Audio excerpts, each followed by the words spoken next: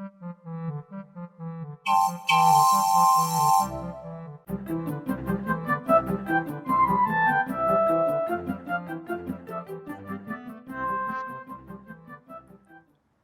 having departed Fort George, we were now on the train and heading towards uh, Preston in Lancashire.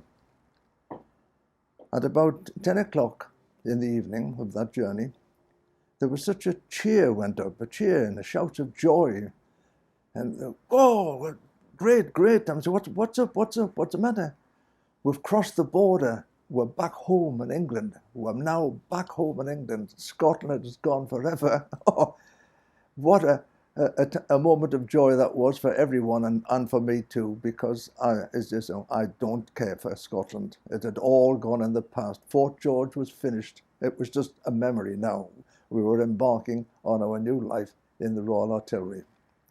So half an hour later, we arrived in Preston in Lancashire and disembarked to be greeted by Bombardier Mannering. I say Bombardier because now that in the artillery, the two-striper in the infantry was known as a corporal, which you may be familiar with, but in the artillery they were called bombardiers. And Bombardier Mannering was a big, almost a 6-foot fellow, but a bit laughing and joking kind of fellow, happy-go-lucky. Hello, lads. Hope you've had a nice journey. We're going to sort you out and get you down to the barracks as soon as possible. So pick up your bags, get your kit bag, get your haversacks ready, and we'll march around to the back of the station to the car park where we've got 2 trucks waiting for you, because there was only about 20 of us at the time. So we picked our bags up, formed up and said, right, quick march. And naturally, having just come from Fort George, which was infantry, we set off, left, right, left, right, left, right. Whoa, whoa, halt, halt, halt, he said, halt. What on earth are you doing? Come on, lads. You're not in the bloody infantry now. You're in the Royal Artillery. And I know the infantry marches at 160 paces per minute, but the artillery marches at 120 paces per minute. A much more leisurely approach by contrast. So let's start again, lad, and enjoy yourself. We'll have the stroll run to the car park. Quick march, left, right, left, right, left. What a wonderful greeting that was, and what a lovely situation it was to let me know that the past of Fort George was gone in the background, and we were starting a new life, a totally new life in the Royal Artillery. I really loved that greeting, and he, Bombardier Mannering, he was such a nice chap, such a nice chap. Anyway, we piled into the lorries and set off and headed towards Bamber Bridge, which was just 3 to 4 miles outside of Preston. So clearly it didn't take very long before we got there. So about 10:30, I'm guessing now, about 10:30, we arrived at Bamber Bridge. We call it barracks, but in fact, when we drew into the car park area, what a sight for sore eyes it was. It was not a stone-built fortress 250 years of age. It was a modern, very modern, brick-built, single-storied block. It looked to me, it could have well been office blocks from previous experience, or maybe a light factory. I don't know, I never found out. But it looked like a brand new building.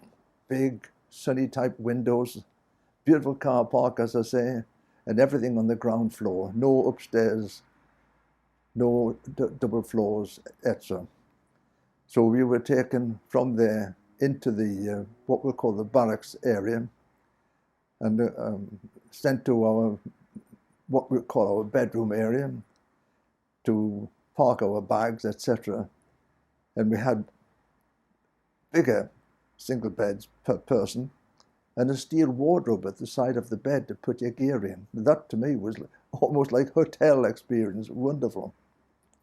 And we were taken then, as usual, to the kitchen because of the time of night, and served with some bacon, eggs, and sausages, etc.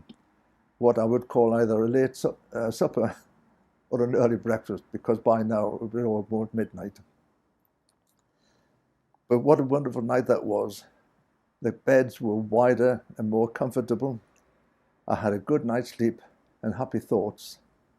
Because one of the things that I noticed when we went in through the big archway of the door there, it said, the title on the doorway said, the Royal Regiment of Artillery, and in brackets it said, Signals.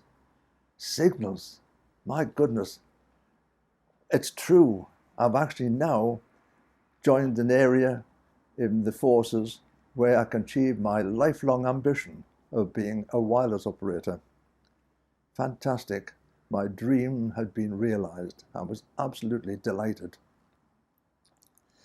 Anyway, I had a good night's sleep, and in the morning we were taken to the hall and given, I won't call it a lecture, it was a small talk just to explain to us what the program would be for us over the next 8 weeks.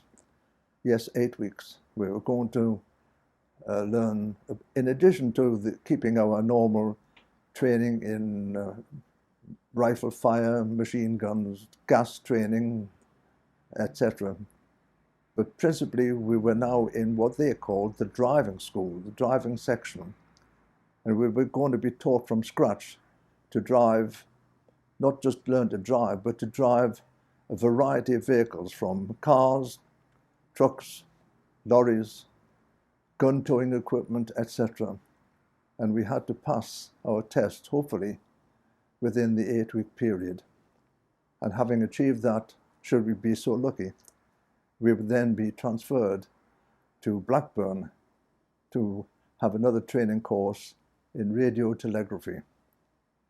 What a wonderful, wonderful time that was for me, to have everything sorted out, my dreams realized, etc. I was really a very happy man for the first time.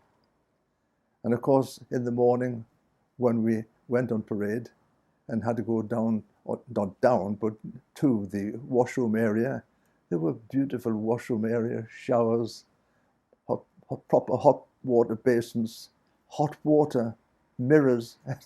It was like living in a hotel by contrast to Fort George. Really, really delightful. And because we were taken to the quartermaster's stores to get the additional equipment of our new cap badges, the Royal Artillery badges, webbing, lanyards, knife, and such things that we would need to be called a gunner, because we are not private any longer, we're called gunners. And they explained also that in addition to learning to drive, we would be trained, as all artillery members are, in gunnery, to learn how to handle and shoot live ammunition from the 25-pounder artillery guns, because everybody in the artillery had to be familiar with gunnery practice. So we were now ready to start our training in gunnery and driving. And my dreams had been fulfilled. I was really, really a happy bunny for once. During the first week of our driving instruction, which I loved very much indeed, I always looked forward to it, but we were restricted in the early days of driving just through the housing estates which surrounded and were adjacent to the camp area. And then from that we were then permitted to go out onto what I would call the adjoining country roads, because in those days there wasn't such a lot of traffic on the roads. And then eventually we were permitted to drive through the Preston town centre. And of course you had to be very careful because in those days, in the 1940s, there were no traffic lights that hadn't been invented. You had policemen on point duty waving you or stopping you, etc., guiding you at the crossroads, and you had to be very attentive to what instruction he was giving you. And remember, my driving instructor was a mischievous fellow. He said, "Oh, just ignore him, he's telling you to stop, just go on, carry on." And of course I stopped and looked at him and said, "What the hell are you playing at?" He said, "Oh, just testing, just testing." But if I had ignored the copper's instruction, I feel that he wouldn't be testing me. I would have probably been arrested for ignoring him altogether. But one of the things that I found fascinating and mischievous was learning what I would call hill starts with these wagons. because as a driver yourself, if you do drive, you know that when you do a hill start, there's a tendency to engage your gears, and when you move off and drop the handbrake off, the car would roll back an inch or two, or sometimes more, before you had to take off. So hill starts had to be so precise that rolling back was not permitted, not even per inch. And to that end, we were forced to bring our tea mugs with us on the driving lessons. So when we did the steep hill starts, we had to put the mug behind the wheel on the ground. So if you rolled back, you rolled onto your mug and smashed your mug, and it cost you to buy another new one. So I can tell you that after you've broken 2 or 3 mugs, you became a very good hill starter driver, because you couldn't afford to be otherwise. And of course the other period, because driving was either in the morning or an afternoon, so the alternative period was then spent on gun practice, gunnery. And that was very disciplined, because you're trained not just as an individual, like being a driver, you're trained to be part of a gun team. And you had to learn what each person was expected to do. And for safety reasons, you had to be very highly disciplined and very quick on your commands. And I always feared at the beginning, when you were putting a shell into the breech, and bearing in mind we call these guns 25-pounders, that's because the shell weighed 25 pounds, quite heavy. So you pick it up and you slide it into the breech, and the lad on the breech control would pull the handle and pull the breech up to lock the shell in position. But one of the dangers was, which was pointed out right at the beginning, is don't push the shell in with your fingers like that. You had to put it in with your fist, because if you had your fingers that way and the fellow would shut the breech, if your fingers got trapped, you'd lose a finger. So you had to be very, very careful indeed. So I can assure you that one of the things that I was always wary of is never open your hands when you're pushing a shell into the breech of the gun. One of the blessings being stationed at Bamber Bridge was that it was just a short walk, really, about 2 or 3 miles, into the township of Preston, which was a nice change of dealing with what I call civilized people in a civilized background once again. And it was there that I chose to buy myself my ceremonial, or shall I call it my dress hat of the Royal Artillery, as you know, which I was very proud to wear. And because of that, I also went into the studio and had a photograph taken of it as well. Very, very proud indeed. By now, we had moved into the final stages of our training on our various vehicles and gun training, etc. It was really drawing to a close, and we were very excited, and having achieved a lot of skills in the process. And it was at this time we had tests where they said, not only do you have to demonstrate your skill, but you have to show your initiative. Well, to me, initiative meant using your brain as well as your skills. And I can give one example of that, which didn't go down very well with my pals in the squad. We had to drive our truck and pretend that we had come under fire, enemy fire, and apparently we'd have a puncture in the truck.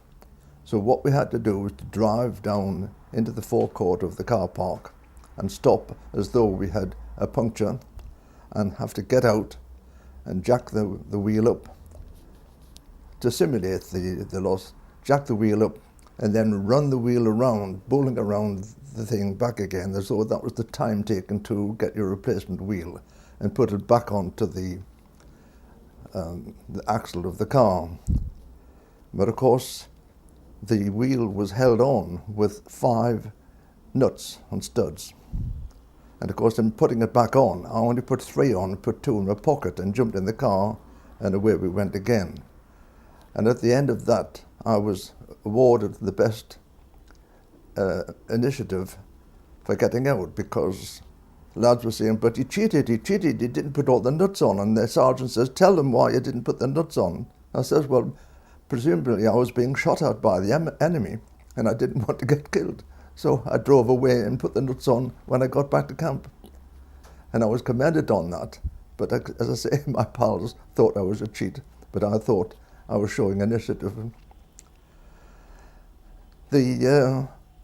Following this, we were moving, as I say, into the last week of our training, and we had to form a convoy of the regimental quads and guns and limbers, etc. And we were driven, or we drove to Lytham St Anne's on the coast, towing our limbers of ammunition, live ammunition, and the 25-pounder guns. And when we got there, we were, I won't say awarded, but the experience was given to actually fire out at sea with live ammunition in order to get a proper feel for battle conditions and the noise that ensued. And I found that to be very, very exciting indeed. Bang, bang, by God. It was heavy, really heavy. And then, of course, having had our various tests of driving on the various vehicles and written tests about maintenance and etc., we eventually, all of us, very cleverly achieved our final qualifications as being an authorised driver on the vehicles that we had been trained on. And following all this, in the final week, we had to dress up and have our, what we call the ceremonial passing out parade, where the brigadier would come to visit the regiment. And fortunately, it was a beautiful sunny day, and we were marched around the square, passing out, as I say, to show them how clever we were and how smart we were.